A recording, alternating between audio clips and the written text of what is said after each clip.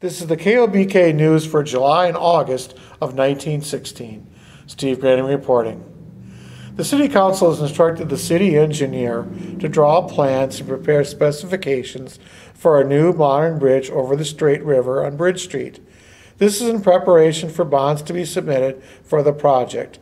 A need for a new bridge has arisen since Alderman Gavisky has reported the north wing of the east abutment has already given way.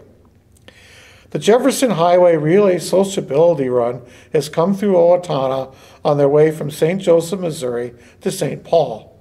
They were formally greeted at Central Park and dined and refreshed at the Hotel Owatonna. J.D. Clarkson, the general manager of the Jefferson Highway, spoke of the importance of the highway and how fortunate Owatonna is to be on the highway. He feels that the highway is better than the railroad and that time would prove his statement.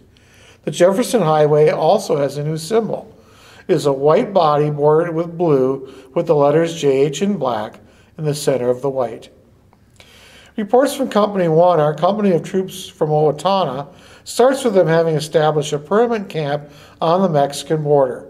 They have been issued 15 rounds of cartridges, which is unexpected as another regiment had their cartridges taken away. The men are transplanting palm trees to in front of their tents. The water there is awful, but boiling the water, filtering it through sand and charcoal, and then being iced makes it much better. They have yet to receive any straw for bedding, although cots are becoming available. There are few lights available, so the men have to go to bed before it gets dark.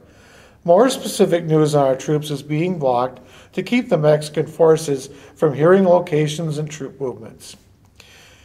The Board of Education has called for a special election for new high school building. The election is for approval of $150,000 in bonds for the new building. The date for the election has not been set. The need for a new school building comes from a notice from the state superintendent that the building must come up to the requirements of the state laws in order to receive state aid. The board has chosen a new building over renovations of the current structure. At this time, the high school receives about $5,200 in state aid each year. The Minnesota Women's Christian Temperance Union convention was held at the Baptist Church in Owatonna. The organization feels national prohibition to be inevitable. Minnesota is already considered to be a dry state at this time. The group is also advocating women's suffrage as well. It will be interesting to see what happens to these ideas in the future. This has been provided by the Steele County Historical Society, preserving and sharing history today for tomorrow.